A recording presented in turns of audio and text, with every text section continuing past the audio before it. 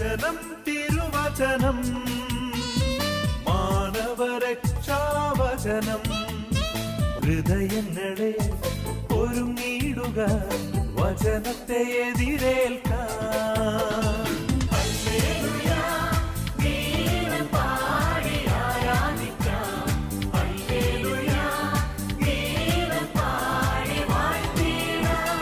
ഈശോ മിശിഹായ്ക്കും സ്തുതിയായിരിക്കട്ടെ. ഈ മാസം തിരുസഭ ഒരു പ്രത്യേക മാസമായിട്ട് ആചരിക്കുന്നുണ്ടല്ലേ? ഇല്ലേ? മരിച്ചവരെ നമ്മൾ പ്രത്യേകം ഓർക്കണം. അതായത് ശുദ്ധീകരണ സ്ഥലത്തിലെ ആത്മാക്കൾക്ക് വേണ്ടി നമ്മൾ പ്രാർത്ഥിക്കണം. അപ്പോൾ തിരുസഭ അങ്ങനെ മരിച്ചവർക്ക് വേണ്ടി പ്രത്യേകം പ്രാർത്ഥനകൾ സമർപ്പിക്കാൻ, നമ്മുടെ പ്രിയപ്പെട്ട മരിച്ചവർക്കൊക്കെ വേണ്ടി, മരിച്ചുപോയവർക്ക് വേണ്ടി നമ്മൾ പ്രാർത്ഥിക്കുന്നുണ്ടല്ലോ അല്ലേ? ഡെയിലി വിശുദ്ധ കുർബാനയിൽ സമർപ്പിച്ച് പ്രാർത്ഥിക്കുന്നുണ്ട്. പിന്നെ തിരുസഭ അങ്ങനെ ഒരു പ്രത്യേക ഒരു മാസം എടുത്തു വെച്ചേക്കണതിൻ്റെ ഉദ്ദേശം എന്താ? നമ്മൾ ഡെയിലി പ്രാർത്ഥിക്കണതല്ലേ അല്ലേ? അതേപോലെ തന്നെ നമ്മൾ എല്ലാ ദിവസവും ജപമാല ചൊല്ലി പ്രാർത്ഥിക്കുന്നവരാണ് അല്ലേ? പക്ഷേ ഒക്ടോബർ മാസം ജപമാല മാസമായി തിരുസഭ ആചരിക്കുന്നുണ്ട്. ഇത് തിരുസഭ ഇങ്ങനെ പ്രത്യേകം ഓരോ മാസങ്ങൾ പ്രത്യേകമായി എടുത്ത് ആചരിക്കുന്നത് നമ്മയൊക്കെ ഓർമ്മിപ്പിക്കുന്നതാണ്. ഇപ്പോൾ ജപമാല മാസം നമ്മൾ സ്ഥിരമായി ജപമാല ചൊല്ലി പ്രാർത്ഥിക്കുന്നവരാ, കുടുംബ പ്രാർത്ഥന ചൊല്ലുന്നവരാ, അതോടൊപ്പം തന്നെ പേഴ്സണലായിട്ടും ജപമാലയൊക്കെ ചൊല്ലി പ്രാർത്ഥിക്കുന്നവരാ. പക്ഷേ ജപമാല മാസം എടുത്ത് തിരുസഭ ആചരിച്ച് പ്രാർത്ഥിക്കുമ്പോൾ നമ്മളൊക്കെ സാധാരണ പ്രാർത്ഥിച്ചു കൊണ്ടിരിക്കുന്നതിനേക്കാൾ ഒരു പടി കൂടി തീക്ഷ്ണതയോടുകൂടി, ദാഹത്തോടുകൂടി നമുക്ക് ജപമാല ചൊല്ലി പ്രാർത്ഥിക്കാനായിട്ടൊരു പ്രചോദനം ലഭിക്കും. അതിനുകൂടി വേണ്ടിയാണ് അങ്ങനെ തീക്ഷ്ണതയോടുകൂടി ജപമാല പ്രാർത്ഥനയിൽ ശക്തി ഉറപ്പിക്കാൻ വേണ്ടി ജപമാല മാസം ആചരിക്കുന്നു. അതുപോലെ തന്നെ നമ്മുടെയൊക്കെ പ്രിയപ്പെട്ടവർ മരിച്ച് ശുദ്ധീകരണ സ്ഥലത്തായിരിക്കാം, ഈശോയുടെ തിരുമുഖം കണ്ട് അവിടെ ആയിരിക്കുന്നവരുണ്ട് അല്ലേ? നവംബർ 1 തീയതി സകല വിശുദ്ധരുടെയും തിരുനാളാണ്. എന്ന് വെച്ചാൽ ഈ ഭൂമിയിൽ ജീവിച്ച് ദൈവത്തെ മഹത്വപ്പെടുത്തി ദൈവസന്നിധിയിലേക്ക് കടന്നു ചെന്ന ദൈവ തിരുമുഖ ദർശന ഭാഗ്യത്തിന് യോഗ്യരായ എല്ലാവരും വിശുദ്ധരാണ്. പക്ഷെ തിരുസഭ എല്ലാവരും വിശുദ്ധരായിട്ട് പ്രഖ്യാപിക്കപ്പെട്ടിട്ടില്ല തിരുസഭയിൽ. അതുകൊണ്ടാണ് അങ്ങനെ വിശുദ്ധരായി സ്വർഗത്തിലുള്ള എല്ലാവരെയും അനുസ്മരിക്കാനായിട്ട് നവംബർ 1 ഒരു ദിനം തിരുസഭ നമുക്ക് വേണ്ടി മാറ്റിവെച്ചിരിക്കുന്നത്. അതോടൊപ്പം തന്നെ നമുക്കൊരു ആഹ്വാനം തരുന്നുണ്ട്.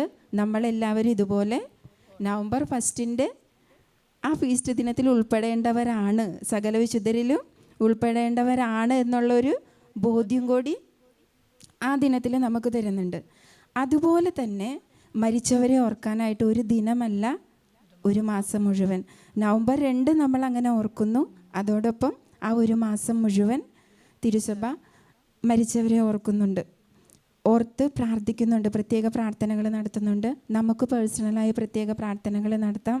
അതോടൊപ്പം തന്നെ തിരുസഭ നവംബർ 1 തുടങ്ങി 8 വരെയുള്ള ദിവസങ്ങളിൽ മരിച്ചവർക്ക് വേണ്ടി പ്രത്യേകം പ്രാർത്ഥിക്കുന്നതിന്, സിമിത്തേരി സന്ദർശിച്ച് പ്രാർത്ഥിക്കുന്നതിന്, നവംബർ 2 മരിച്ചവരുടെ പ്രാർത്ഥനകളിൽ, തിരുക്കർമ്മങ്ങളിലൊക്കെ നമ്മൾ പങ്കുകൊള്ളുമ്പോൾ അതിനൊക്കെ ഒരു ദണ്ഡവിമോചനം പ്രഖ്യാപിച്ചിട്ടുണ്ട്. നിങ്ങൾക്കൊക്കെ അറിയായിരിക്കാമല്ലേ ദണ്ഡവിമോചനം എന്താ, അതെങ്ങനെയാണ് നമുക്ക് നേടിയെടുക്കാൻ പറ്റുകയെന്നൊക്കെ. ഞാൻ എന്തായാലും അതിനെക്കുറിച്ച് പറയാം. ഇപ്പോൾ ഞാൻ നിങ്ങളുടെ മുൻപിലേക്ക് പറയാൻ ആഗ്രഹിക്കുന്നത് ഈ മാസത്തിൻ്റെ പ്രത്യേകതയെക്കുറിച്ച് തന്നെ. അതായത് മരിച്ചവരെ കുറിച്ച് നമ്മൾ ഓർക്കണം, നമ്മൾ പ്രാർത്ഥിക്കണം. ഇങ്ങനെ മരിച്ചവരെ കുറിച്ച് ഓർക്കാൻ അവർക്ക് വേണ്ടി ഒരു മാസം ഒരുക്കി വെച്ചപ്പോൾ ഏകദേശം ഒക്ടോബർ ലാസ്റ്റൊക്കെ ആകുമ്പോഴേക്കും നമ്മളുടെ മനസ്സിലൊരു ചിന്തയായില്ലേ, മരിച്ചവർക്ക് വേണ്ടിയുള്ള മാസമാണ് അടുത്തത്. അതുപോലെ പള്ളിയിലാണെങ്കിൽ നമ്മുടെ അച്ഛന്മാരൊക്കെ ഓർമ്മിപ്പിക്കും, കല്ലറകളൊക്കെ വന്ന് നീറ്റാക്കി ഇടണം, 2 തീയതി അവിടെ കുർബാന ഉണ്ടാവും, നിങ്ങളവിടെ ഉണ്ടാവണം പ്രിയപ്പെട്ട, അങ്ങനെയൊക്കെ ഒരുപാട് നമ്മളെ ഓർമ്മപ്പെടുത്തലുണ്ട്. ഇതൊക്കെ കേട്ടപ്പോൾ എൻ്റെ മനസ്സിലേക്ക് പെട്ടെന്ന് വന്ന ഒരു വചനമുണ്ട്. നമ്മൾ മരിച്ചവർക്ക് വേണ്ടി പ്രാർത്ഥിക്കാനായിട്ട് ഒരുങ്ങുക, പക്ഷേ അവരുടെ ഗണത്തിൽ നമ്മൾ പെടാൻ എത്ര സമയമുണ്ടെന്നുള്ളത് നമുക്കാർക്കും അറിഞ്ഞൂടാ. അറിയോ? നമുക്കാർക്കും അറിയില്ല. നമ്മൾ അവർക്ക് വേണ്ടി പ്രാർത്ഥിക്കാനായിട്ട് ഒരുങ്ങുക. നവംബർ മാസത്തിലേക്ക് 2 തീയതി അതിന് വേണ്ട കാര്യങ്ങളൊക്കെ ചെയ്യാൻ ഒരുങ്ങുമ്പോൾ ആ ദിനം നമ്മുടേതായി തീരാൻ എത്ര സമയം നമുക്ക് വേണ്ടി ദൈവം മാറ്റിവെച്ചിട്ടുണ്ട് എന്നുള്ളത് നമുക്ക് ആർക്കും അറിഞ്ഞുകൂടാ. പക്ഷേ നമ്മളെല്ലാവരും ചെയ്യണ കാര്യങ്ങളും ജീവിക്കുന്ന രീതികളും അതൊക്കെ കണ്ടു കഴിഞ്ഞാൽ എന്താ തോന്നുക? സാധാരണ ഈ അടുത്തെങ്ങും, അതായത് ഒരു 100 വയസ്സ് ആകുന്നത് വരെ നമ്മളൊന്നും പോവില്ല. ആ ഒരു ധൈര്യത്തിൽ എല്ലാവരുടെ നടപ്പും എല്ലാവരുടെ പ്രവർത്തന രീതികളും അങ്ങനെ തന്നെ. പ്രത്യേകിച്ച് ഞാനിങ്ങനെ പെൺകുട്ടികളെയൊക്കെ നോക്കുമ്പോൾ അവർക്ക് എന്ത് രസമായിട്ടാണ് അല്ലേ, നല്ല ഡ്രസ്സിട്ട് നന്നായി ഡ്രസ്സിനനുസരിച്ച് മാച്ച് ചെയ്ത വളയും മാല എല്ലാം ഇട്ട് അവർക്ക് ഇങ്ങനെ പോകണ കാണുമ്പോൾ എൻ്റെ മനസ്സിലിങ്ങനെ ചിന്തിക്കും, പോകണം, അതിൽ തെറ്റില്ല, അത് ദൈവം അനുവദിച്ചേക്കണതാണ്, നമുക്ക് ന്യായമായ രീതിയിൽ നല്ല രീതിയിൽ നടക്കാം.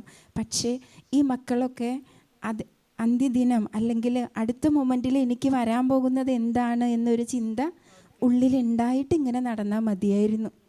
അങ്ങനെ ഞാൻ ചിന്തിക്കാറുണ്ട്. അതിനൊരു പ്രത്യേക വചനം ഓർമ്മ വരാറുണ്ട് എനിക്ക്. വിശുദ്ധ ലൂക്കായുടെ സുവിശേഷം 12-ാം അധ്യായം 20-ാം വാക്യം. അത് ഭോഷനായ ധനികന്റെ കഥ പറയണതാണ്. എന്നാൽ ദൈവം അവനോട് പറഞ്ഞു, ഭോഷ, ഈ രാത്രി നിന്റെ ആത്മാവിനെ നിന്നിൽ നിന്ന് ആവശ്യപ്പെടും, അപ്പോൾ നീ ഒരുക്കി വെച്ചിരിക്കുന്നവ ആരുടേതാകും? ആ വചനം ഇങ്ങനെ എല്ലാവരും, ഇപ്പോൾ പെൺകുട്ടികളെന്ന് ഞാൻ എടുത്തു പറഞ്ഞതാ, സാധാരണ എല്ലാവരും, ഇപ്പം ഞങ്ങളുടെ സിസ്റ്റേഴ്സായാൽ പോലും എല്ലാവരും അവരുടെ അനുദിന കാര്യങ്ങൾ ചെയ്യണതിൽ വ്യാപൃതരാണ്. അത് കറക്റ്റായിട്ട് ചെയ്യും. ആ സമയത്ത് തമ്പുരാന് വേണ്ടി മാറ്റിവെക്കാൻ സമയമുണ്ടായോ, അല്ലെങ്കിൽ തമ്പുരാനെ ഞാൻ ഓർത്തോ എന്നൊന്നും നോക്കാൻ ചിലപ്പോൾ ആർക്കും നേരം ഉണ്ടായിട്ടുണ്ടാവില്ല. അങ്ങനെ ഒരു ചിന്ത എൻ്റെ മനസ്സിൽ കയറുമ്പോൾ എനിക്ക് ഈ വചനം പെട്ടെന്ന് ഓർമ്മ വരും.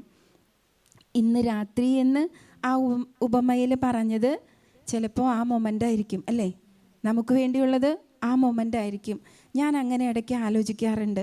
അതുമാത്രമല്ല, ഞാൻ എപ്പോഴും മരിച്ചവർക്ക് വേണ്ടി പ്രാർത്ഥിക്കുമ്പോൾ ഒരു കാര്യം പ്രാർത്ഥിക്കും, നല്ല മരണത്തിനുള്ള കൃപ എനിക്ക് തരണേ. അത് ഞാൻ പരസ്യമായി പ്രാർത്ഥിക്കാറുണ്ട്. ഞങ്ങളുടെ സമൂഹത്തിൽ പ്രാർത്ഥനകളുണ്ട്, കാനോന നമസ്കാരമൊക്കെ. അപ്പോൾ അതിൻ്റെ ഇടയിൽ നമുക്ക് മധ്യസ്ഥ പ്രാർത്ഥനയ്ക്ക് സമയമുണ്ട്. അങ്ങനെ എപ്പോൾ മരിച്ച ആത്മാക്കൾക്ക് വേണ്ടി പ്രാർത്ഥിക്കുന്നുവോ, അവർക്ക് തിരുമുഖ ദർശന ഭാഗ്യം കൊടുക്കണേ എന്ന് പ്രാർത്ഥിക്കുന്നുവോ, അതിൻ്റെ കൂടെ ഞാനിത് ആഡ് ചെയ്യും, ജീവിച്ചിരിക്കുന്ന ഞങ്ങൾക്കും നല്ല മരണത്തിനുള്ള കൃപ തരണമേ എന്ന്. അങ്ങനെ ഉറക്കെ പ്രാർത്ഥിക്കാറുണ്ട് ഞാൻ. കാരണം അതിനെക്കുറിച്ച് തമ്പുരാൻ നല്ലൊരു ബോധ്യം തന്നിട്ടുണ്ട്. മരണം വരുമ്പോൾ, മരണത്തെ സ്വീകരിക്കേണ്ട മൊമെൻ്റ് വരുമ്പോൾ ഒരു വ്യക്തി എങ്ങനെ ആയിരിക്കണം? സാധാരണ നമ്മൾ പറഞ്ഞു കേൾക്കൂലേ, മരണമാണ് ഒരു വ്യക്തിയുടെ ജീവിതത്തിനെ വിലയിരുത്തുന്നത് അല്ലേ. നന്നായി ജീവിച്ചിട്ടുണ്ടോ, മരണസമയത്ത് നല്ല ശാന്തമായിട്ട് മരിക്കാൻ പറ്റും. അതേസമയം ജീവിതത്തിൽ എന്തെങ്കിലുമൊക്കെ പിഴകൾ പറ്റിയിട്ടുണ്ടെങ്കിൽ പറ്റും, എല്ലാ മനുഷ്യർക്കും പറ്റും. പക്ഷേ അതിനെയൊക്കെ തിരിച്ചറിഞ്ഞ് അതിജീവിക്കാൻ നമ്മൾ പരിശ്രമിച്ചിട്ടുണ്ടെങ്കിൽ നമുക്ക് നല്ല രീതിയിൽ തമ്പുരാൻ്റെ സന്നിധിയിലേക്ക് പോകാം. അല്ല എങ്കിൽ അതിൻ്റെ കുറച്ച് ബുദ്ധിമുട്ടും വിഷമങ്ങളൊക്കെ നമ്മൾ കാണിക്കും. ഞാൻ അങ്ങനെ ചില ലാസ്റ്റ് മൊമെൻ്റൊക്കെ കാണാനായിട്ട് ഇടവന്നിട്ടുണ്ട്. അതിലെന്നെ ഏറ്റവും സ്പർശിച്ചത് ഒരപ്പച്ചൻ്റെ മരണം. അപ്പച്ചന് ക്യാൻസറായിരുന്നു. പക്ഷേ അതറിഞ്ഞപ്പോൾ അപ്പച്ചൻ പറഞ്ഞു, എനിക്ക് അതിൻ്റെ ട്രീറ്റ്മെൻ്റ് ഒന്നും വേണ്ട, കാരണം ട്രീറ്റ്മെൻറ്റ് ചെയ്താലും ഞാനങ്ങനെ രക്ഷപ്പെടാൻ സാധ്യത കുറവാണ്. അപ്പോൾ വെറുതെ വീട്ടുകാർ പൈസ ചിലവാക്കണ്ട എന്നുള്ളത് ആ വീട്ടുകാരോട് അപ്പച്ചൻ പറഞ്ഞു. അപ്പച്ചന് അറിയായിരുന്നു ഏത് സ്റ്റേജാണ് എന്നൊക്കെ. അത് കഴിഞ്ഞ് ഏകദേശം ഒരു 3 മാസമൊക്കെ ആയിട്ടുണ്ടാവുള്ളൂ. 6 മാസം ഡോക്ടേഴ്സ് പറഞ്ഞ സമയം 3 മാസമായപ്പോഴേക്കും നല്ല സീരിയസ് ആയി നല്ല സ്റ്റേജ് വഷളായി. പക്ഷെ അപ്പച്ചനത് അറിയാമായിരുന്നു. അപ്പോൾ അപ്പച്ചൻ അതിൻ്റെ ഇടയിൽ കുർബാന സ്വീകരിക്കൽ, കാര്യങ്ങൾ, രോഗിലേപനം സ്വീകരിക്കൽ, അങ്ങനെ എല്ലാം വീട്ടുകാരും ആയിട്ട് അതെല്ലാം ചെയ്തു. പക്ഷേ ആ ലാസ്റ്റ് മൊമെൻ്റ് ആയപ്പോൾ, ആ മരിക്കണ ദിവസമായപ്പോൾ നല്ല വേദനയായി.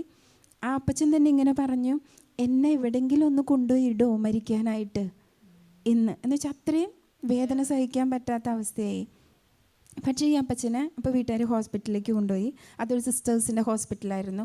അവിടെ ചെന്ന് അപ്പോൾ സിസ്റ്റർ തന്നെയാണ്. സിസ്റ്റർക്ക് മനസ്സിലായിരുന്നു അതിൽ ഏകദേശം ലാസ്റ്റ് മൊമെൻ്റ് ആയിട്ടുണ്ട് അപ്പച്ചനെന്ന്. അപ്പോൾ അവർ ICUലൊന്നും കയറ്റിയില്ല, സാധാ റൂമിലേക്ക് ആക്കിയിട്ട് കൊണ്ടുവന്ന കസിൻസിനോട് പറഞ്ഞു, അച്ഛനെ കൊണ്ടുവന്ന് ഈശോനെ കൊടുക്കാൻ അറേഞ്ച് ചെയ്തോളാൻ പറഞ്ഞു. ഈ സിസ്റ്റർ പറഞ്ഞ് ഇങ്ങനെ അറേഞ്ച് ചെയ്യണ നേരത്ത് ആ അപ്പച്ചൻ അവരോട് ചോദിച്ചതില്ലേ, എന്തെങ്കിലും വേണോ അപ്പച്ചാന്ന് ചോദിച്ചപ്പോൾ പറഞ്ഞത് എന്താണെന്നറിയോ, എനിക്കൊന്നും വേണ്ട, ഈശോനെ മാത്രം മതി. അപ്പച്ചൻ പറഞ്ഞത് എനിക്കൊന്നും വേണ്ട, ഈശോനെ മാത്രം മതി. വെള്ളം പോലും കൊടുത്തിട്ട് ആ അപ്പച്ചൻ ഇറങ്ങണുണ്ടായിരുന്നില്ല ആ മൊമെൻറ്റിൽ. പക്ഷേ അച്ഛൻ ഈശോനെ കൊണ്ടുവന്ന നേരത്തില്ലേ ആ അപ്പച്ചൻ വെള്ളം വേണ്ട, ഈശോനെ മാത്രം മതി എന്ന് പറഞ്ഞ് ഈശോനെ സ്വീകരിച്ചു. ആ ഈശോനെ ശരിക്കും എന്താ പറയുക, നമ്മൾ വെള്ളത്തോട് കൂടി ഇറക്കില്ലേ, അതുപോലെ അപ്പച്ചൻ ഇറക്കി ഈശോനെ. എന്നിട്ട് അപ്പച്ചൻ്റെ ഭാര്യ, അതായത് അമ്മച്ചി അടുത്ത് നിൽക്കേണ്ട അമ്മച്ചിയോട് പറഞ്ഞു, ഇനി ഞാനൊന്ന് ഉറങ്ങട്ടെ എന്ന് പറഞ്ഞ് ശരിക്കും അങ്ങോട്ട് സൈഡ് തിരിഞ്ഞ് കിടന്നു. ആ കിടന്നതിൽ അപ്പച്ചൻ മരിച്ചെന്ന് ആരും അറിഞ്ഞില്ല. ഇതേ സിസ്റ്റർ തിരിച്ചു വന്നിട്ട് അമ്മച്ചീനെ പതുക്കനെ മാറ്റി കൊണ്ടുപോയിട്ട് അമ്മച്ചിയോട് ഇങ്ങനെ പറഞ്ഞു, അപ്പച്ചൻ മരിച്ചു വിട്ടാന്ന്. അത്രയ്ക്കും ആ ലാസ്റ്റ് മൊമെൻറ്റിൽ ഈശോനെ സ്വീകരിച്ച് മരിക്കാൻ പറ്റി. അതാണ് ശരിക്കും നല്ല മരണത്തിൻ്റെ കൃപ. എല്ലാം നല്ല മരണം മീൻസ് ഇപ്പോൾ ആക്സിഡൻ്റൊക്കെ പറ്റി മരിച്ചവർ അങ്ങനെയൊക്കെ ആരെങ്കിലും ഉണ്ടെങ്കിൽ അത് വേദനിക്കേണ്ട, ഒരിക്കലും അത് നല്ല മരണം ആവാതിരിക്കില്ല. തമ്പുരാൻ അത് നന്മയായി പരിണമിപ്പിക്കും. അതുമാത്രമല്ല തമ്പുരാനിൽ ആശ്രയിക്കണം. ഞാൻ ഒരിക്കൽ പറഞ്ഞിട്ടുണ്ട്, തമ്പുരാനിൽ ആശ്രയിക്കുന്ന ഒരു വ്യക്തിക്കാണ് അങ്ങനെ ഏതെങ്കിലും വിധത്തിലുള്ള മരണങ്ങൾ വരണതെങ്കിൽ അവിടെ ഈശോയെ മാതാവേ എന്ന് വിളിക്കാനൊരവസരം തമ്പുരാൻ കൊടുക്കും. അവരുടെ സാന്നിധ്യത്തിൽ നല്ല മരണം ലഭിക്കും. എന്നാലും നമ്മൾ സാധാരണയായി പറയാം ഇങ്ങനെയൊരു മരണം അല്ലേ, ഇങ്ങനെയൊരു മരിച്ചത് അധികം ആയിട്ടില്ല ഈ അപ്പച്ചൻ ഇങ്ങനെയൊരു മരണം സംഭവിച്ചത്. ഇതുപോലെ തന്നെ ഞാനിപ്പോൾ പറഞ്ഞ 2:12-20 വാക്കില്ലേ, നിൻ്റെ ആത്മാവിനെ വിളിച്ചാൽ, ഒരപ്പച്ചൻ്റെ മരണത്തിന് എല്ലാ സഹായങ്ങളും ചെയ്ത് ആ ഫ്യൂണറലിൽ പങ്കെടുത്ത് കുരിശും കൊടയൊക്കെ പിടിച്ച് നടന്ന ഒരു ചേട്ടൻ.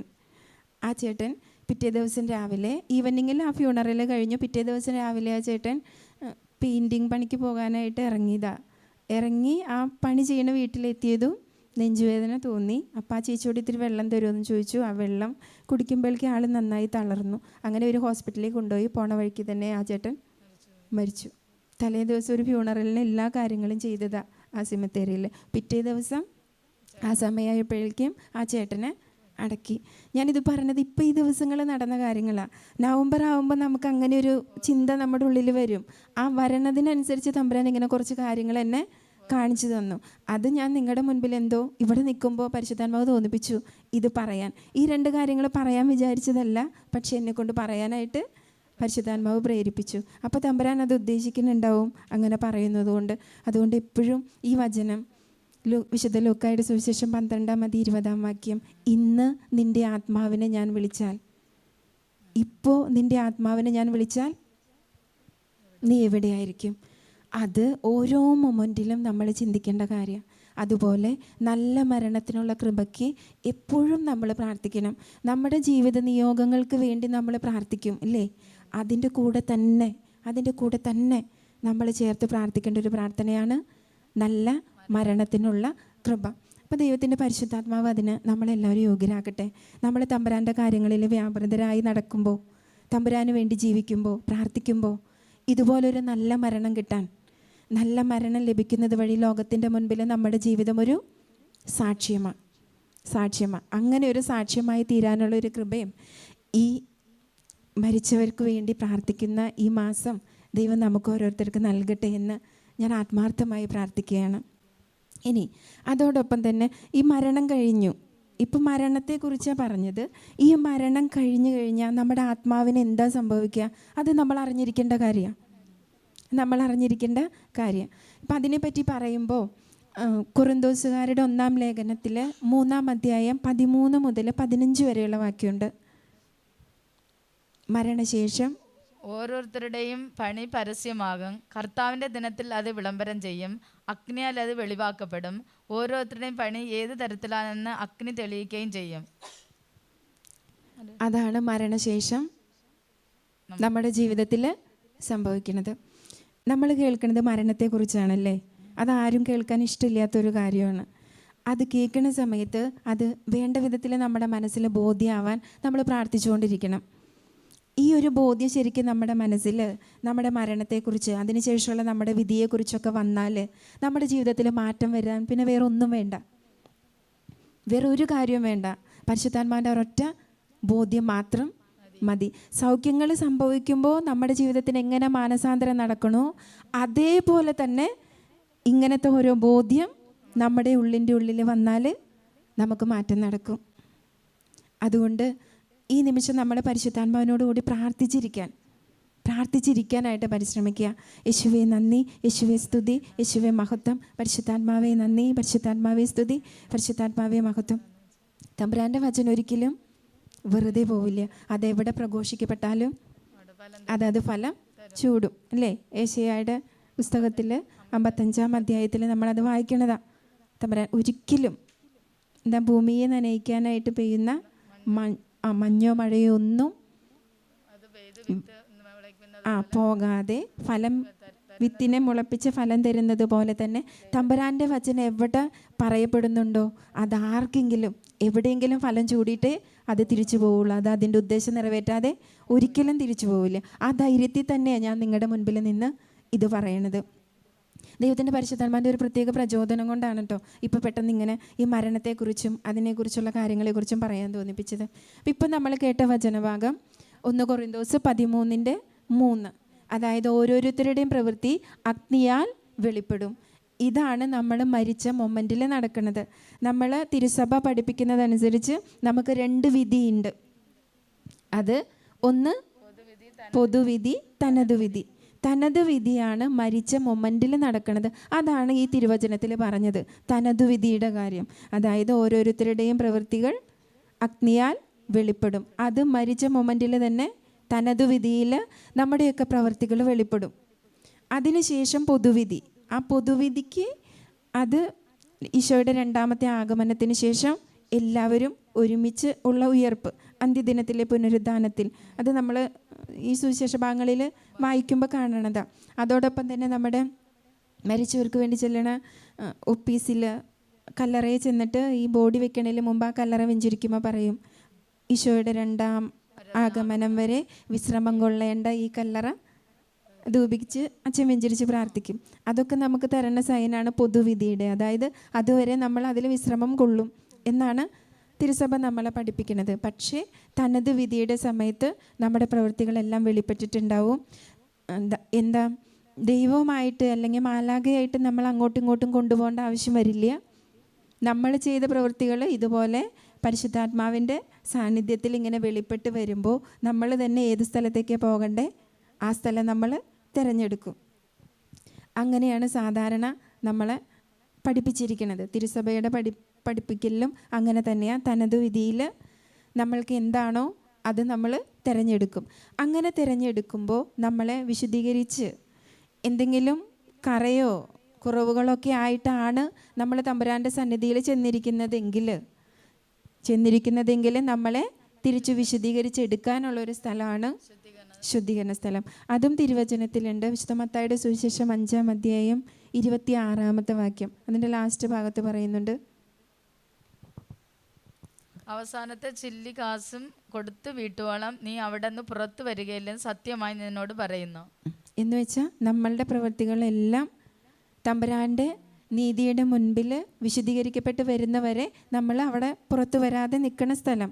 അതുപോലെ തന്നെ ഇപ്പോൾ നമ്മൾ വായിച്ച കൊറിന്തോസുകാരുടെ 1-ാം ലേഖനം 3-ാം അധ്യായം 13 അതിൻ്റെ 15 ലാസ്റ്റ് ഭാഗത്ത് പറയുന്നുണ്ട്, ആരുടെ പണി അഗ്നിക്ക് ഇരയാകുമോ അവൻ നഷ്ടം സഹിക്കേണ്ടി വരും, എങ്കിലും അഗ്നിയിലൂടെ എന്നവണ്ണം അവൻ രക്ഷ പ്രാപിക്കും. അതായത് നമ്മളൊക്കെ ഈ പറയുന്ന ശുദ്ധീകരണ സ്ഥലമില്ലേ, അങ്ങനെ അഗ്നിയിലൂടെ നമ്മൾ കടന്നുപോയി നമ്മൾ വിശുദ്ധീകരിക്കപ്പെട്ട് ദൈവത്തിൻ്റെ തിരുമുഖ ദർശന ഭാഗ്യത്തിലേക്ക് പ്രവേശിക്കും.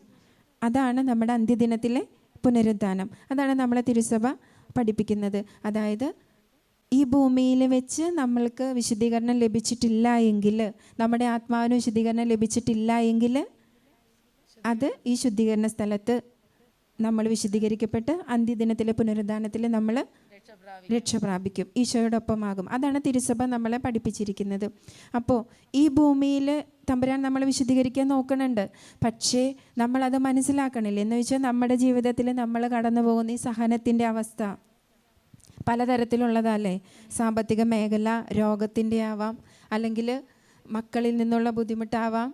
ഏത് രീതിയിലൊക്കെ നമുക്ക് സഹനം വന്നുണ്ടോ അതെല്ലാം ഈ ലോക ജീവിതത്തിൽ വെച്ച് ദൈവം നമ്മളെ വിശുദ്ധീകരിക്കുന്നതാണ്. സഹനം ഒരു വിശുദ്ധീകരണ മാർഗമാണ്. വചനം തന്നെ അങ്ങനെ പറഞ്ഞിട്ടില്ലേ, സഹനത്തിൻ്റെ തീച്ചൂളയിലൂടെ കടത്തിവിട്ട് നമ്മളെല്ലാവരും പരിശോധിക്കും. അത് ഈ ഭൂമിയിൽ ചെയ്തുകൊണ്ടിരിക്കുന്നതാണ്.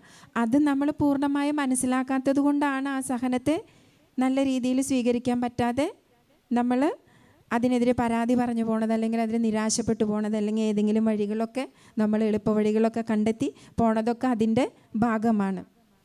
എന്നാൽ ഈ ലോകത്തിൽ വെച്ച് അങ്ങനെ വിശുദ്ധീകരണം നമ്മുടെ പൂർത്തിയായിട്ടില്ലെങ്കിൽ പിന്നെ നമ്മുടെ വിശുദ്ധീകരണം നടക്കുന്ന സ്ഥലമാണ് ശുദ്ധീകരണ സ്ഥലം. അവിടെയാണ് ബാക്കി വിശുദ്ധീകരണം നടക്കുക.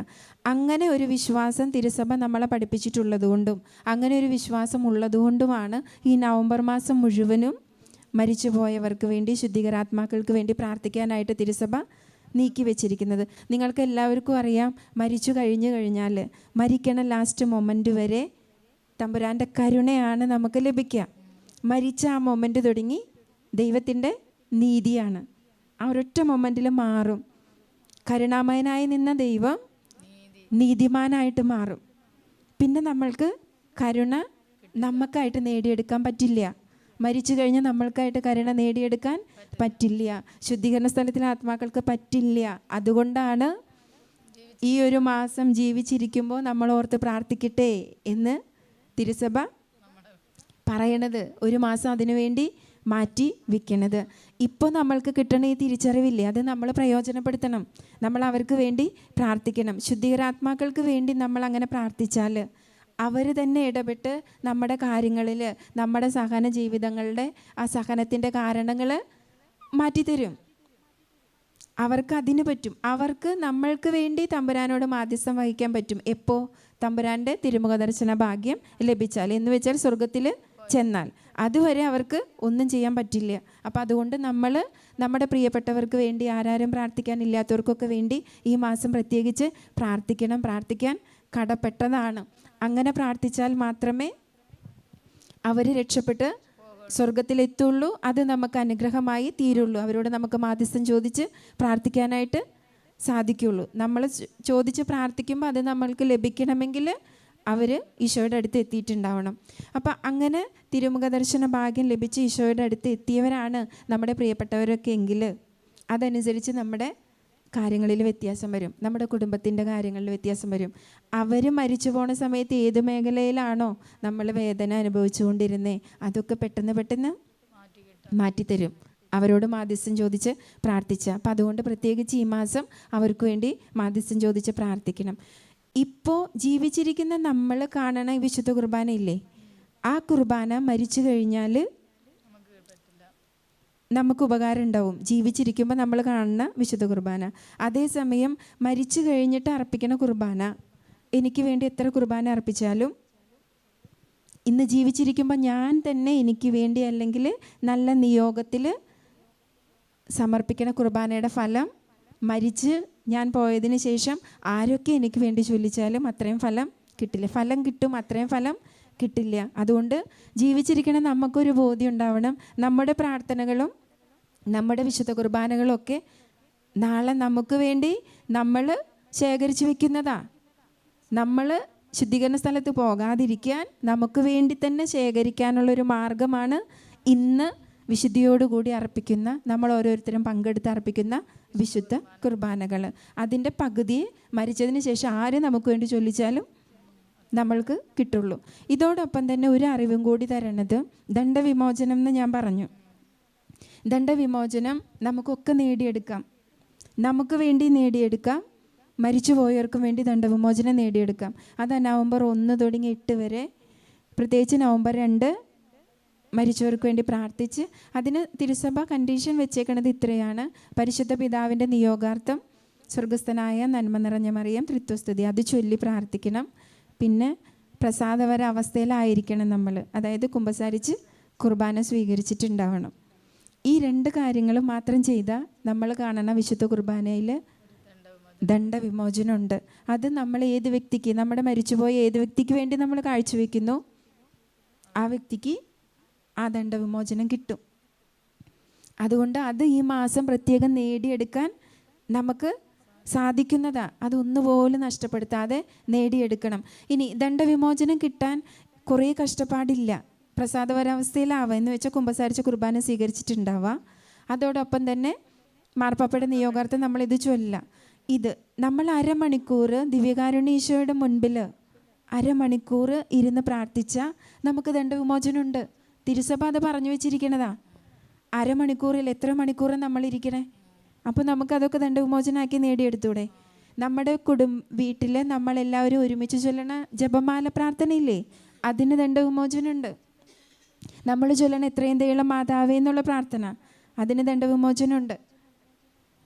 ഇങ്ങനത്തെ ചെറിയ ചെറിയ കുരിശിൻ്റെ വഴി നടത്തുന്നത്, അതിന് ദണ്ഡവിമോചനമുണ്ട്. ഇതൊക്കെ ബോധപൂർവം നേടിയെടുക്കണം. ആവിലായിൽ അമ്മ ത്രേസ്യ പറയുന്നുണ്ട്, ഒരു സിസ്റ്റർ മരിച്ചു കഴിഞ്ഞപ്പോൾ സിസ്റ്റർ സ്വർഗത്തിലേക്ക് പോണത് ഈശോ കാണിച്ചു കൊടുത്തു. അപ്പോൾ അമ്മ ത്രേസ്യ പുണ്യവതി ചോദിച്ചു, ശുദ്ധീകരണ സ്ഥലത്തിൻ്റെ അടുത്ത് പോലും പോകാതെ എങ്ങനെയാ സിസ്റ്റർക്ക് സ്വർഗത്തിലേക്ക് പോകാൻ പറ്റിയെന്ന് ചോദിച്ചപ്പോൾ ഈശോ പറഞ്ഞതാണ്, ഈ സിസ്റ്റർ തിരുസഭ അനുവദിച്ചിട്ടുള്ള എല്ലാ ദണ്ഡവിമോചനങ്ങളും നേടിയെടുത്ത വ്യക്തിയായിരുന്നു. അതുകൊണ്ട് തന്നെ ശുദ്ധീകരണ സ്ഥലം ഇല്ലാതെ സ്വർഗത്തിലേക്ക് പോയി. ഇത് നമുക്ക് നേടി എടുക്കാൻ പറ്റണതാണ്, നമ്മൾക്ക് വേണ്ടി നേടാൻ പറ്റും. ഒപ്പം ഈ മാസത്തിൽ പ്രത്യേകിച്ച് മരിച്ചവർക്ക് വേണ്ടി നമുക്ക് നേടിയെടുക്കാൻ പറ്റും. നമ്മളിത് ഉപയോഗപ്പെടുത്തി പ്രാർത്ഥിക്കണം. ഇത് ഉപയോഗപ്പെടുത്തി പ്രാർത്ഥിക്കുമ്പോൾ നമ്മുടെ ജീവിതത്തിലെ കുറേ കാര്യങ്ങൾക്ക് വ്യത്യാസം വരും. കുറേ കാര്യങ്ങൾക്ക് നമ്മുടെയൊക്കെ കുടുംബം ഇന്ന് കടന്നു പോണ ഓരോ സാഹചര്യങ്ങൾ, ഓരോ വേദനകൾ, സാമ്പത്തിക മേഖലയിലെ കെട്ടുകൾ, രോഗാവസ്ഥകൾ, ഇതിൻ്റെയൊക്കെ പിന്നിൽ ഒരു പരിധി വരെ നമ്മുടെ പൂർവികരുണ്ടാവും. അവർക്ക് തിരുമുഖ ദർശന ഭാഗ്യം കിട്ടാതെ ശുദ്ധീകരണ സ്ഥലത്തിൽ സങ്കടം അനുഭവിക്കുന്നുണ്ടാവും. അതുകൊണ്ട് അവർക്ക് വേണ്ടി നമ്മൾ പ്രാർത്ഥിച്ച് അവരെ ഈശോയുടെ തിരുമുഖ ദർശനത്തിന് യോഗ്യരാക്കിയാൽ നമ്മൾ ഇന്ന് കടന്ന് പോണ അല്ലെങ്കിൽ നമ്മൾ അനുഭവിച്ചു കൊണ്ടിരിക്കുന്ന പല പ്രതിസന്ധികളും അതിനാൽ തന്നെ തീർന്നിട്ടുണ്ടാവും. ഇവിടെ അച്ഛൻ പറയും, ചില മാസങ്ങളിൽ വീടുകളിൽ ഭയങ്കര ബുദ്ധിമുട്ടുകൾ വരുന്നുണ്ടോ, രോഗാവസ്ഥ വരുന്നുണ്ടോ, സാമ്പത്തിക മേഖല, അത് ഇന്ന പ്രാർത്ഥനയ്ക്ക് വേണ്ടിയാണ് കേട്ടോ, ഇല്ലേ? അങ്ങനെ അച്ഛൻ പലപ്പോഴും നമ്മളോട് പറഞ്ഞു തരാറുണ്ട്. അതേപോലെ തന്നെ ഈ മാസം നമ്മൾ നേടിയെടുക്കേണ്ടതാണ്. അത് നിങ്ങൾ ഇതിങ്ങനെ മനഃപൂർവ്വം അതെടുത്ത് അതിനു വേണ്ടി തന്നെ ചെയ്തു നോക്കിയേ. നിങ്ങൾ ഈ പ്രാർത്ഥിക്കണതിൻ്റെ പകുതി പ്രാർത്ഥന മതി നിങ്ങളുടെ വീട്ടിലെ പ്രശ്നങ്ങൾ പരിഹരിക്കപ്പെടാൻ. യേശുവേ നന്ദി, യേശുവേ സ്തുതി, പരിശുദ്ധാത്മാവേ നന്ദി, പരിശുദ്ധാത്മാവേ സ്തുതി, ഹല്ലേലൂയ ഹല്ലേലൂയ ഹല്ലേലൂയ. ദൈവത്തിൻ്റെ പരിശുദ്ധാത്മാവ് ഓർമ്മപ്പെടുത്താം, നിങ്ങളുടെ പ്രിയപ്പെട്ടവർക്ക് വേണ്ടി പ്രാർത്ഥിച്ച് അവർക്ക് വേണ്ടി ദണ്ഡവിമോചനങ്ങൾ നിങ്ങൾ നേടിക്കൊടുത്ത് അങ്ങനെ നിങ്ങളുടെ ജീവിതത്തിലെ പ്രശ്നങ്ങൾക്ക് പരിഹാരം കണ്ടെത്താൻ. അതുകൊണ്ട് അത് നമ്മുടെ കടമയാണ്. അത് ചെയ്താൽ തന്നെ പല കാര്യങ്ങൾക്കും തമ്പുരാൻ ഇടപെട്ട് നമ്മളെ മുന്നോട്ട് കൊണ്ടുപോകുന്നത് നമ്മൾക്ക് കാണാൻ പറ്റും. അവരുടെ മാധ്യസ്ഥ ശക്തിയാൽ നമ്മുടെ പല കാര്യങ്ങളും തടസ്സങ്ങളും മാറണം. ഞാൻ എവിടെ ഒരു പുസ്തകത്തിൽ വായിച്ചിട്ടുണ്ട്, ഒരു അമ്മച്ചി മാത്രമേ ഉള്ളൂ, അതായത് അപ്പച്ചൻ മരിച്ചു, പിന്നെ ഒരു മകനുണ്ടായിരുന്നേ. ഈ മകനും ഒരു നല്ല പ്രായത്തിൽ ഇപ്പോൾ മകന് മരിച്ചു. അപ്പോൾ അമ്മച്ചി ഒറ്റയ്ക്കായി. പക്ഷെ അത്യാവശ്യം സാമ്പത്തിക മേഖലയൊക്കെ ഉണ്ട് അമ്മച്ചിക്ക്, പക്ഷെ തനിയാണ് അമ്മച്ചി ജീവിക്കണേ. അപ്പോൾ അമ്മച്ചിക്ക് വീട്ടിലേക്ക് ഒരു സഹായത്തിന് ആളെ വേണം. ഒറ്റയ്ക്കല്ലേ, വിശ്വസിച്ച് ആരെയും വിളിക്കാൻ പറ്റില്ലല്ലോ. അപ്പോൾ ഈ അമ്മച്ചി ഇങ്ങനെ പ്രാർത്ഥിച്ചുകൊണ്ടിരിക്കുകയാണ്. ഈ മരിച്ചവർക്ക് വേണ്ടി മകനെയൊക്കെ ഓർത്ത് പ്രാർത്ഥിച്ചിട്ട് ഇങ്ങനെ പറയുകയാണ്, എനിക്ക് ആരുമില്ല, എനിക്ക് സഹായത്തിന് ആരെങ്കിലും വേണം. അങ്ങനെ അമ്മച്ചി ഇരുന്നു ഇടയ്ക്കിടയ്ക്ക് അങ്ങനെ പ്രാർത്ഥിച്ചുകൊണ്ടിരിക്കുക. അപ്പോൾ ഒരു ദിവസം ഒരാൾ വീട്ടിലേക്ക് വന്ന് കയറി, ഒരു സ്ത്രീ വന്ന് കയറിയിട്ട് ആ വീട്ടിൽ വന്ന് കോളിംബെല്ലടിച്ചു. എന്നിട്ട് അമ്മച്ചിയോട് ഇങ്ങനെ ചോദിക്കുക, ഇവിടേക്ക് ജോലിക്ക് ആരെങ്കിലും ആവശ്യമുണ്ടോ എന്ന് ചോദിച്ചു. അപ്പോൾ അമ്മച്ചി പറഞ്ഞു, എനിക്ക് സഹായത്തിന് ഒരാൾ വേണം എൻ്റെ കൂടെ നിൽക്കാൻ പറ്റിയത്. അങ്ങനെ ആ കുട്ടീനെ എടുത്തു. അപ്പോൾ ആ കുട്ടീനെ എടുത്തപ്പോൾ ആ കുട്ടി ഇങ്ങനെ പറയാണ്, എന്നെ ഇങ്ങോട്ടേക്ക് ഒരാൾ കൊണ്ടുവന്നതാണ്, എന്നിട്ട് ഈ വീട് എന്നെ കാണിച്ചു തന്നു, ഈ കോളിംബെല്ലടിക്കണ വരെ ആളിവിടെ ഉണ്ടായിരുന്നു, പിന്നെ ആൾ പോയിന്ന്. അപ്പോൾ അമ്മച്ചി ചോദിച്ചേ, ആ ആളെ കണ്ടാൽ മോൾക്ക് അറിയാൻ പറ്റുമോ എന്ന് ചോദിച്ചു. അപ്പോൾ ഈ കുട്ടി എന്ന് പറഞ്ഞു. എന്നിട്ട് അമ്മ ഫോട്ടോ കാണിച്ചപ്പോൾ ആ കുട്ടി പറഞ്ഞു, ഈ ആളാണ് എന്നെ ഇവിടെ വരെ കൊണ്ടുവന്നതെന്ന്. സ്വന്തം മോനല്ലേ വീട് കറക്റ്റായിട്ട് അറിയാം, ഏത് വീട്ടിലെ കൊണ്ടുവന്നാക്കണേന്ന്. കറക്റ്റ് കോളിംബെല്ലടിച്ചു, പിന്നെ പോയി. അതുപോലെ സഹായിക്കും ശുദ്ധീകരാത്മാക്കൾ. അപ്പോൾ അതുകൊണ്ട് ശരിക്കും ഞാൻ ഇത്ര ഉറപ്പിൽ പറയണതില്ലേ, അവർക്ക് വേണ്ടി ഞാൻ അങ്ങനെ പ്രാർത്ഥിച്ച് കുറേ നാളുകൾ അടുപ്പിച്ച് പ്രാർത്ഥിച്ചിട്ടുണ്ട്. അതുപോലെ അത് അനുഭവമാക്കി തന്നിട്ടുണ്ട്. പക്ഷെ അവർക്ക് വേണ്ടി എന്തെങ്കിലും ഒരു നിയോഗം വെച്ചാൽ അത് നമുക്ക് ഭയങ്കര ബുദ്ധിമുട്ടായിരിക്കും. ഞാൻ ഡെയിലി ചെയ്യുന്ന കാര്യം തന്നെ ആയാലും ശുദ്ധീകരാത്മാക്കൾക്കെന്ന് ഞാൻ നിയോഗം വെച്ചിട്ടുണ്ടെങ്കിൽ അതെന്നെ കൊണ്ട് കൂടാത്ത പോലെ എനിക്ക് ഫീൽ ചെയ്യാറുണ്ട്. അത്രയ്ക്കും ബുദ്ധിമുട്ടായിട്ട് തോന്നും. പക്ഷേ ആ നിയോഗം വെച്ച കാര്യങ്ങളെല്ലാം സാധിച്ചു തന്നിട്ടുണ്ട്. ആരോരും പ്രാർത്ഥിക്കാനില്ലാത്ത ആത്മാക്കൾക്കെന്ന് പറഞ്ഞിട്ടാണ് ഞാൻ അങ്ങനെ വെക്കുക. എന്തോ ശുദ്ധീകരാത്മാക്കളോടൊക്കെ ഒരു പ്രത്യേക ഇത് തോന്നിയിട്ടുണ്ട്. ഞാൻ പറഞ്ഞില്ലേ, ഞാൻ വയ്യാതിരിക്കുന്ന സമയത്തൊക്കെ ഞാൻ ഒത്തിരി പ്രാർത്ഥിക്കുമായിരുന്നു. അപ്പോൾ ചില കാര്യങ്ങൾ ഇങ്ങനെ ഈശോ കാണിക്കുമായിരുന്നു. അപ്പോൾ ഈ മരിക്കാനുള്ള ബുദ്ധിമുട്ട്, അതുകൊണ്ട് പേടിക്കുന്നവർ, അങ്ങനത്തെയൊക്കെ എനിക്ക് ഈശോ കാണിച്ചു തരുന്ന ഒരു കാലഘട്ടം ഉണ്ടായിരുന്നു. അങ്ങനെയാണ് ഈ നന്മരണത്തിന് വേണ്ടി എന്നും എനിക്ക് വേണ്ടി മറ്റുള്ളവർക്ക് വേണ്ടി ഞാൻ പ്രാർത്ഥിക്കാൻ തുടങ്ങിയത്. കാരണം ആ മൊമെൻറ്റിനെ സ്വീകരിക്കാൻ നമ്മൾക്ക് സാധിക്കണമെങ്കിൽ നമ്മൾ അത്രയും തമ്പുരാനോട് ചേർന്ന് നിൽക്കണം. തമ്പുരാനോട് ചേർന്ന് നിന്നാൽ മാത്രമേ നമുക്കതിനെ സ്വീകരിക്കാനായിട്ട് പറ്റുള്ളൂ. ഈ പ്രഭാഷകൻ്റെ പുസ്തകത്തിലൊരു വചനമുണ്ട്, മരണദിനത്തെ ഭയപ്പെടേണ്ട, അത് മനുഷ്യൻ്റെ വിധി തീർപ്പാണെന്ന്. നമ്മളെക്കുറിച്ച് തമ്പുരാനെ തീർക്കാൻ, വിധി നടപ്പാക്കാനുള്ള ഒരു മാർഗ്ഗമാണ് മരണം. അതുകൊണ്ട് അതിനെ പേടിക്കാതെ അഭിമുഖീകരിക്കാൻ ജീവിച്ചിരിക്കുന്ന നമ്മൾ പരിശ്രമിക്കണം. എപ്പോഴും നമ്മൾ അങ്ങനെ പരിശ്രമിച്ചു കൊണ്ടിരുന്നാൽ മാത്രമേ ആ ഒരു കൃപ നമ്മൾക്ക് കിട്ടുള്ളൂ. അവർക്ക് വേണ്ടി പ്രാർത്ഥിക്കാനും അതോടൊപ്പം തന്നെ നമ്മൾ അതിൽ നിന്ന് മാറാനും.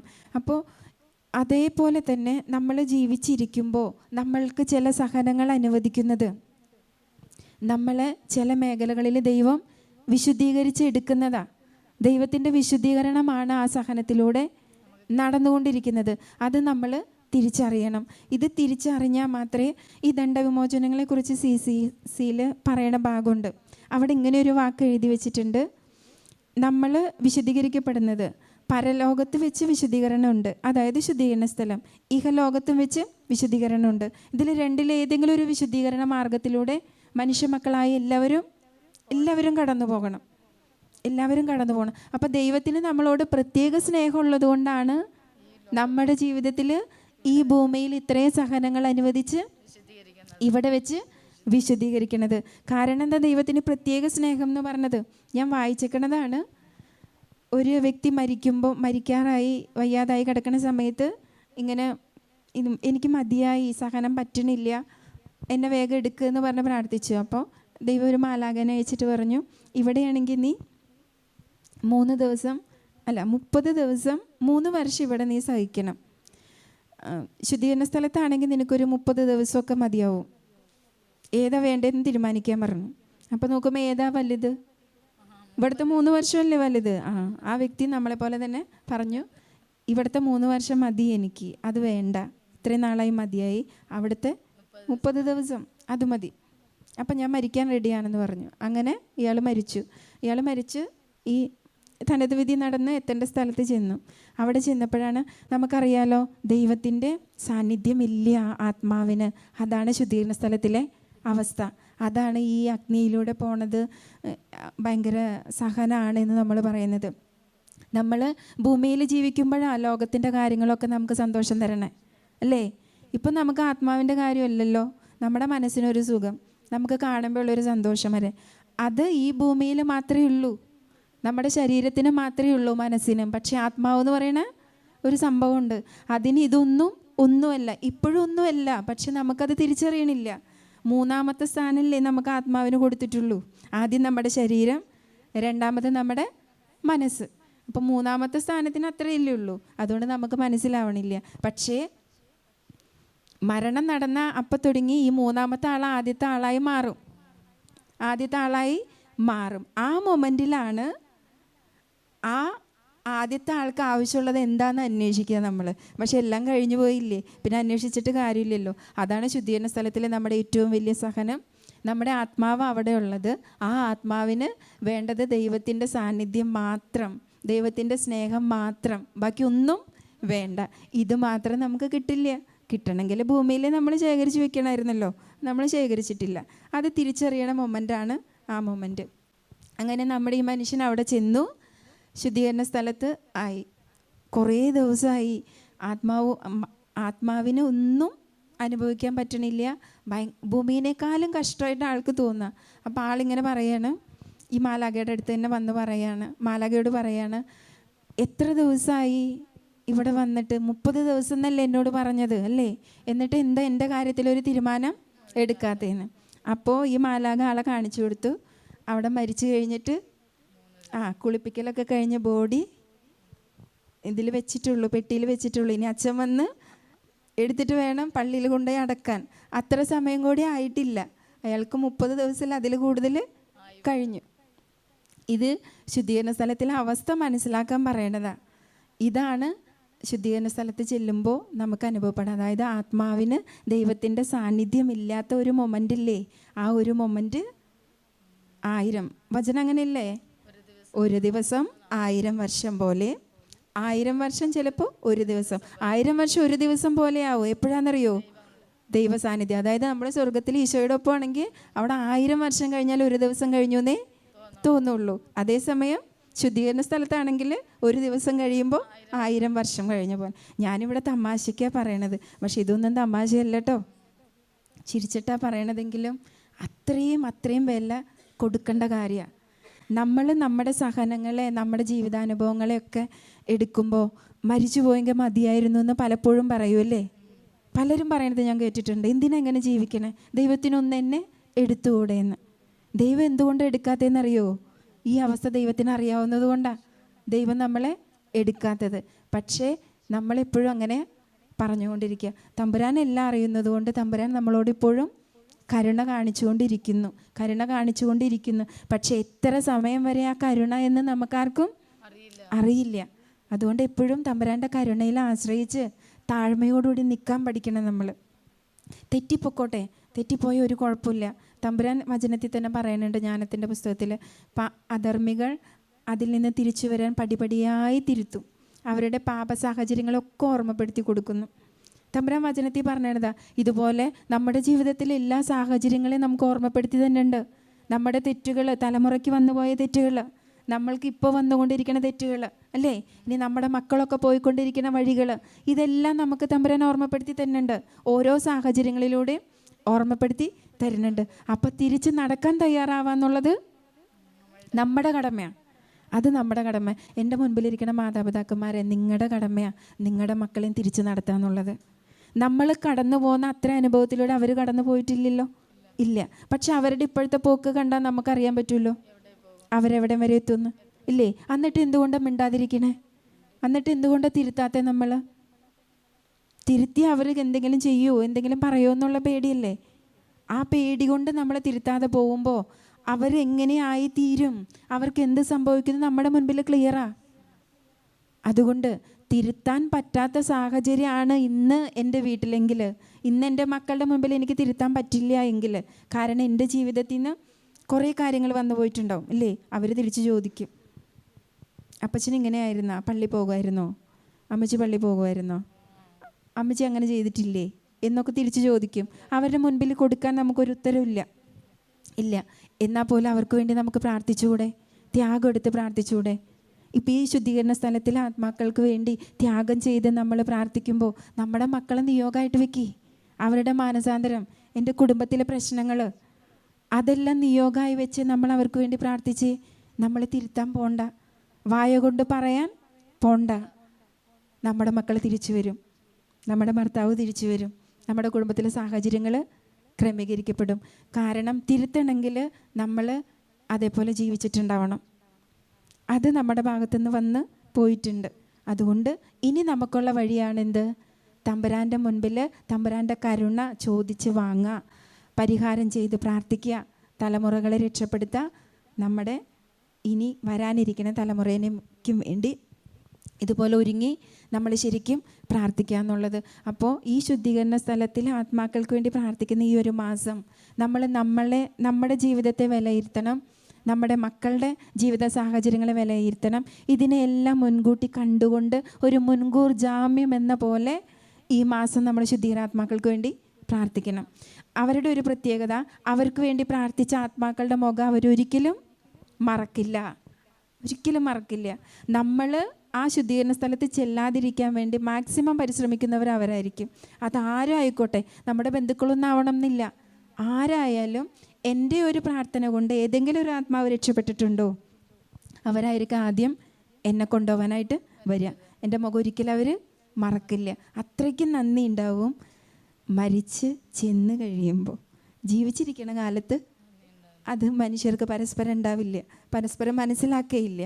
പക്ഷെ മരിച്ചു കഴിയുമ്പോൾ എല്ലാം മനസ്സിലാവും. അതുകൊണ്ട് തന്നെ അവർ നമുക്ക് വേണ്ടി പ്രാർത്ഥിക്കും. അപ്പം നമ്മുടെ മക്കളെ നേടാൻ, നമ്മുടെ കുടുംബ സാഹചര്യങ്ങളെ നവീകരിക്കാൻ, അല്ലെങ്കിൽ നമ്മുടെ പ്രശ്നങ്ങൾ, കടബാധ്യതകൾ, അല്ലെങ്കിൽ രോഗാവസ്ഥകൾ, ഇതിനെയൊക്കെ അതിജീവിക്കാനുള്ള ഒരു മാർഗ്ഗമാണ് ജപമാല ചൊല്ലി പ്രാർത്ഥിച്ചതുപോലെ കഴിഞ്ഞ മാസം, ഈ മാസം ശുദ്ധികരാത്മാക്കൾക്ക് വേണ്ടി എന്തൊക്കെ ത്യാഗം ചെയ്യാൻ പറ്റുമോ അതൊക്കെ ചെയ്ത് പ്രാർത്ഥിക്കുക. ഒപ്പം നമ്മുടെ തറവാടുകളിൽ നിന്ന്, തലമുറയിൽ നിന്നൊക്കെ മരിച്ചു പോയവർക്ക് അവരുടെ ദിവസം വരുമ്പോൾ ഒരു കുർബാന ചൊല്ലിക്കൽ മാത്രമാവാതെ അവർക്ക് വേണ്ടി ദാനധർമ്മം ചെയ്ത് പ്രാർത്ഥിക്കുക. അതിന് നല്ല ഫലമുണ്ട്. ഏതെങ്കിലും ഒരു അനാഥാലയങ്ങളിലൊക്കെ ചെന്ന് അവർക്കൊരു നേരത്തെ ഭക്ഷണത്തിന് പൈസ കൊടുത്തു വെച്ചാൽ, അങ്ങനെ ദാനധർമ്മം ചെയ്താൽ ശുദ്ധീകരാത്മാക്കൾക്ക് പെട്ടെന്ന് എഫക്റ്റ് ചെയ്യുന്ന ഒരു പ്രാർത്ഥന. നമ്മുടെ പല പാപങ്ങളുടെയും കടങ്ങളുടെയൊക്കെ മോചനത്തിന് അത് ഉപകാരപ്പെടും. അതോടൊപ്പം തന്നെ നമ്മുടെ മക്കളെ ഉപവാസം എടുത്ത് പ്രാർത്ഥിക്കുക, ജപമാല ചൊല്ലി പ്രാർത്ഥിക്കുക. പിന്നെ ജർത്രൂദിൻ്റെ ഒരു പ്രയർ ഉണ്ടല്ലോ അല്ലേ, 1000 ആത്മാക്കളെ, ഇതൊക്കെ നമ്മുടെ മക്കൾക്കും പറഞ്ഞു കൊടുക്കണം കേട്ടോ. എന്നാലും അവർ നമുക്ക് വേണ്ടി പ്രാർത്ഥിക്കുള്ളൂ. നാളെ ഇന്ന് പഠിപ്പിച്ചു വെച്ചാൽ പ്രാർത്ഥിക്കുള്ളൂ. ഈ പഠിപ്പിക്കുമ്പോൾ ഇങ്ങനെയൊക്കെ ഉണ്ട് എന്ന് പറഞ്ഞിട്ട് പഠിപ്പിച്ചു കൊടുക്കുക. അപ്പോൾ ഇപ്പോഴത്തെ തലമുറയുടെ പ്രത്യേകതയാണ്, അങ്ങനെ ബോധ്യമായിട്ട് കാണിച്ചു കൊടുത്ത് പറഞ്ഞു കൊടുത്തൊക്കെ പഠിപ്പിച്ചാലേ തലയിൽ കയറുള്ളൂ, കണ്ടവർ പഠിക്കില്ല. അപ്പോൾ ഇങ്ങനെയൊക്കെ ഉണ്ടെന്ന് പറഞ്ഞു കൊടുത്ത് പഠിപ്പിക്കുക, പള്ളിയിൽ അവരെ കൊണ്ടുപോവുക. ഈ മാസമൊക്കെ സിമത്തേരി പോയി പ്രാർത്ഥിച്ചാലില്ലേ ദണ്ഡവിമോചനം കിട്ടും, ഭാഗിക ദണ്ഡവിമോചനം കിട്ടും. നവംബർ 2 പൂർണ്ണ ദണ്ഡവിമോചനം കിട്ടുന്ന ദിവസം. ഈ മാസം എല്ലാ ദിവസവും പോയാൽ നമുക്ക് കിട്ടും. പ്രത്യേകിച്ച് 1 ഒടുങ്ങി 8 വരെ പോയാൽ നമുക്ക് കിട്ടേണ്ടതാണ്. അത് കഴിഞ്ഞു. പക്ഷേ ഈ മാസം പോയി പ്രാർത്ഥിച്ചാൽ നമ്മുടെ മക്കളെയൊക്കെ കൊണ്ടുപോകണം. അവിടെ കൊണ്ടുപോയി മരിച്ച വിശ്വാസികളുടെ പ്രാർത്ഥന നമ്മൾ ഉറക്കെ ചെല്ലണം, അവരത് കണ്ട് പഠിക്കണം. അങ്ങനെയൊക്കെ ചെയ്താൽ മാത്രമേ അതിൻ്റെ ബോധ്യം അവർക്ക് കിട്ടുള്ളൂ. അങ്ങനെ കിട്ടുമ്പോഴാണ് അത് നാളെ നമുക്ക് ഉപകാരം ചെയ്യുള്ളൂ. അല്ലെങ്കിൽ എന്താ, മരിച്ചു കഴിഞ്ഞാൽ 7-നും 41-നും ആണ്ടിനൊക്കെ ഓരോ കുർബാന കിട്ടും നമുക്ക്, അല്ലേ? അത് കഴിഞ്ഞാൽ നമ്മുടെ അടുത്ത് വരാനോ പ്രാർത്ഥിക്കാനോ ആരും ഉണ്ടാവില്ല. ഇതുപോലെ തന്നെ നിങ്ങൾക്കൊക്കെ അറിയാമെന്ന് തോന്നുന്നു, നമ്മുടെ അനുദിന വിശുദ്ധ കുർബാനയിൽ പള്ളിയിൽ സെൻറ്ററിൽ ഒരു പൊസിഷൻ ഒഴിവാക്കി ഇടുമല്ലോ. അത് ശുദ്ധീകരാത്മാക്കൾ വരണ സ്ഥലമാണ്. അവർക്ക് വിശുദ്ധ കുർബാനയിൽ പങ്കെടുക്കാൻ വേണ്ടി ദൈവം അനുവദിച്ചേക്കുന്ന സ്ഥലമാണെന്നാണ് സാധാരണ പറയാം. അപ്പോൾ അവിടെ നമ്മുടെ എല്ലാവരും പ്രിയപ്പെട്ടവരുണ്ടാവും. എല്ലാവർക്കും വിശുദ്ധ കുർബാന നടക്കുന്നിടത്ത് വരാൻ അനുവാദമുണ്ട്. പക്ഷേ ആ വിശുദ്ധ കുർബാനയിൽ അർപ്പിക്കപ്പെടുന്ന തിരുരക്തം അവർക്ക് കിട്ടണമെങ്കിൽ നമ്മൾ വാങ്ങി കൊടുക്കണം. അപ്പോൾ നമ്മൾ വിശുദ്ധ കുർബാന കാണുമ്പോൾ നമ്മുടെ പ്രിയപ്പെട്ടവരെയൊന്നും ഓർക്കുന്നില്ല എങ്കിൽ ഒന്നാലോചിച്ച് നോക്കി, അവരിങ്ങനെ എത്തി നോക്കും, എന്നെ ഓർക്കണുണ്ടോ ആരെങ്കിലും. കാരണം നമ്മൾ ഓർത്ത് ആ തിരുരക്തം സമർപ്പിച്ച് പ്രാർത്ഥിക്കുമ്പോഴാണ് അവർക്ക് കിട്ടുക. അല്ലെങ്കിൽ അവർ നിരാശയോടുകൂടി വേദനയോടുകൂടി ആ ബലി കഴിയുമ്പോൾ ഇറങ്ങി പോകുന്നുണ്ടാവും. അപ്പോൾ ഒരിക്കലും അതിനൊന്നും ഇടവരാതിരിക്കട്ടെ. പ്രാർത്ഥിക്കുന്ന പ്രാർത്ഥനകളൊന്നും നമ്മുടെ പ്രിയപ്പെട്ടവർക്ക് കിട്ടാതെ പോകരുത്. അപ്പോൾ അതുകൊണ്ട് ബോധ്യത്തിൽ നമ്മളെപ്പോഴും ഈ ശുദ്ധീകരാത്മാക്കൾക്ക് വേണ്ടി പ്രാർത്ഥിക്കണം.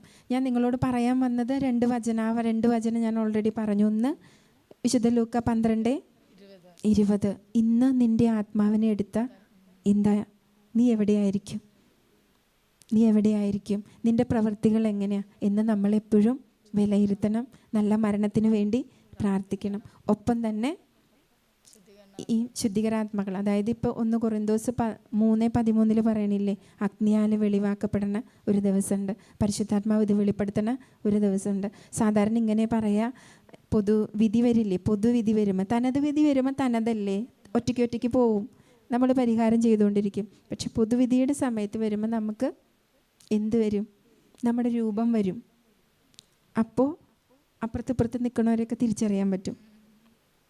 അങ്ങനെ ഒരു സംഭവം കൂടി ഉണ്ട്. അപ്പോൾ എങ്ങനെയായിരിക്കും എന്ന് നോക്കി, അപ്പുറത്ത് നിൽക്കണ തിരിച്ച് പറയും, നമ്മൾ ഇത്രയും നാൾ പ്രാർത്ഥനയെല്ലാം നടത്തിയിട്ട് നമ്മൾ നിൽക്കുന്ന സ്ഥലം അങ്ങനെയൊന്നും ചെയ്തില്ല എന്ന് നമ്മൾ വിചാരിക്കണ നമ്മുടെ ബന്ധുക്കൾ മറ്റാൾക്കാർ നിൽക്കുന്ന സ്ഥലം, ഇത് രണ്ടും കൂടി കാണണ ഒരു മൊമെൻ്റ് ഉണ്ട്. അതൊക്കെ ഇപ്പോഴേ നമ്മൾ കാണണം എങ്ങനെയായിരിക്കും എന്ന്. ഇതൊക്കെ എന്തിനാണ് അങ്ങനെ നിങ്ങളെ പറഞ്ഞ് മനസ്സിലാക്കി തരണത്? അതനുസരിച്ച് നമ്മുടെ ജീവിതം ക്രമീകരിക്കണം. എന്ത് പ്രവൃത്തി ചെയ്താലും ആരും കാണാതെ പോണില്ല, ദൈവത്തിൻ്റെ പരിശുദ്ധാത്മാവ് കാണാതെ പോകുന്നില്ല.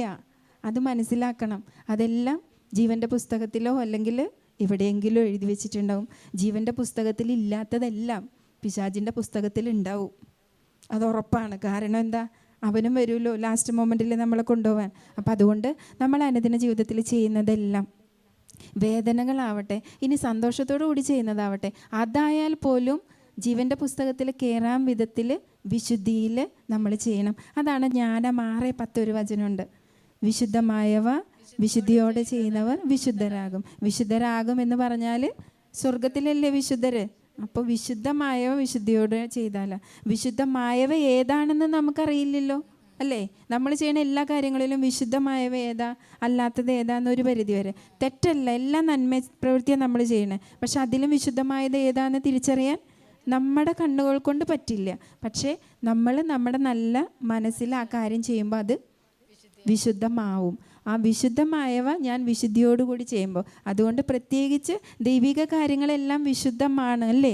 ദൈവിക കാര്യങ്ങളെല്ലാം വിശുദ്ധമാണ്. നമ്മളിവിടെ വരണത്, പങ്കെടുക്കുന്ന ശുശ്രൂഷ, ഇവിടെ നടക്കുന്ന ഓരോ കാര്യങ്ങളും വിശുദ്ധമാണ്. ഇതിൽ ഞാൻ വിശുദ്ധിയോടെ ചെയ്താൽ മാത്രമേ ഇതിൻ്റെ ഫലത്തിലുള്ള വിശുദ്ധി എനിക്ക് കിട്ടുള്ളൂ. അതിൻ്റെ പേരിൽ എനിക്ക് സ്വർഗത്തിൽ കയറാൻ പറ്റുള്ളൂ. ജീവിതകാലം മുഴുവൻ ഞാൻ പ്രാർത്ഥിച്ച ആളായിരുന്നു, ജീവിതകാലം മുഴുവൻ ഞാൻ ശുശ്രൂഷ ചെയ്ത ആളായിരുന്നു, വചനം പറഞ്ഞ ആളായിരുന്നു, അല്ലെങ്കിൽ ഞാനൊരു സിസ്റ്ററായിരുന്നു എന്നൊക്കെ വിചാരിച്ചാലും വിശുദ്ധിയോടുകൂടി ചെയ്താൽ മാത്രമേ ഞാൻ ചെയ്യുന്ന കാര്യം ഇതൊക്കെ എന്നെ വിശുദ്ധയാക്കുള്ളൂ. ആ ബോധ്യം എപ്പോഴും ഉണ്ടാവണം. ദൈവത്തിൻ്റെ കണ്ണുകൾ കാണുന്നത് പോലെ എല്ലാ കാര്യങ്ങളും കാണാൻ, ആൾക്കാരെ കാണാൻ, ചെയ്യുന്ന പ്രവൃത്തികൾ കാണാൻ, സ്ഥലങ്ങളെ കാണാൻ, സാഹചര്യങ്ങളെ കാണാൻ, എല്ലാം കാണാൻ ഒരു പ്രത്യേക ഒരു കൃപ വേണം. ഇതെല്ലാം തരുന്നത് ദൈവത്തിൻ്റെ പരിശുദ്ധാത്മാവാ. ഇതെല്ലാം തരും. ജ്ഞാനത്തിൻ്റെ പുസ്തകത്തിൽ കറക്റ്റായിട്ട് എഴുതി വെച്ചിട്ടുണ്ട്. എൻ്റെ അറിവിൽ 7-ാം അധ്യായത്തിലാണെന്ന് തോന്നുന്നു ജ്ഞാനത്തിൻ്റെ പ്രത്യേകതകൾ. അത് വായിച്ചാലില്ലേ, എല്ലാം ഈ ഭൂമിയിൽ പരിശുദ്ധാത്മാവ് തരും. പരിശുദ്ധാത്മാവ് എല്ലാം തരാൻ റെഡിയാണ്. തിരിച്ചറിഞ്ഞ് വാങ്ങിക്കാൻ നമുക്ക് പറ്റണില്ല. അതുമാത്രമേ നമ്മുടെ അപാകത. ഇനി ഇത്രയും പറഞ്ഞുകൊണ്ട് ഞാൻ ഒരു കാര്യം കൂടി പറയാം. ഇത്രയും നാൾ എങ്ങനെ ജീവിച്ചാലും തമ്പുരാൻ്റെ കരുണ നമുക്ക് കിട്ടും, മരിക്കണ വരെ കിട്ടും. ഇപ്പം ഈ മൊമെൻറ്റ് തുടങ്ങി കിട്ടും. പക്ഷെ ഇന്ന് തുടങ്ങി നിങ്ങൾക്കൊരു ഉത്തരവാദിത്തമായി. ഈ എൻ്റെ മുമ്പിൽ ഇരുന്നത് കേട്ടവർക്കൊക്കെ ഇപ്പോൾ ഒരു തിരിച്ചറിവ് കിട്ടി, ഇല്ലേ? ഇനി ഇതിന് ഇരട്ടിയാണ് കേട്ടോ നമുക്ക് പണിഷ്മെൻറ്റ്, ഇരട്ടിയാണേ. അതുകൊണ്ട് ഇനിയെങ്കിലും ഇത് കേൾക്കുമ്പോൾ വെറുതെ നിങ്ങൾ കേൾക്കല്ലേ വചനം, വെറുതെ കേൾക്കരുത്. അതിനൊക്കെ വില കൊടുക്കണം. അതിനാൽ തന്നെ നമ്മൾ തമ്പുരാൻ്റെ മുൻപിൽ കടപ്പെട്ടവരായി തീരും. അതുകൊണ്ട് എന്ത് കാര്യവും നിസാരമായി കാണാതെ ദൈവം കാണണ പോലെ കാണാനും എടുക്കാനൊക്കെ നമുക്ക് പ്രാർത്ഥിക്കാം. ഇപ്പം ദണ്ഡവിമോചനം ഞാൻ പറഞ്ഞ കൂട്ടത്തിൽ ഒന്നും കൂടി പറയും. ദണ്ഡവിമോചനം എന്ന് പറഞ്ഞാൽ എന്താണെന്നറിയോ? പേര് കേട്ടിട്ടുണ്ട്, പോകാനുള്ള വഴി. അതെങ്ങനെ നമുക്ക് തിരുസഭ തരണേന്നറിയോ?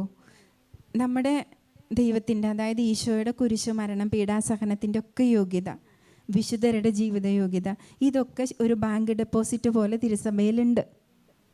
ഞാൻ നിങ്ങൾക്ക് മനസ്സിലാവാനേ ബാങ്ക് ഡെപ്പോസിറ്റ് എന്ന് പറയണേ. തിരുസഭയിലുണ്ട്.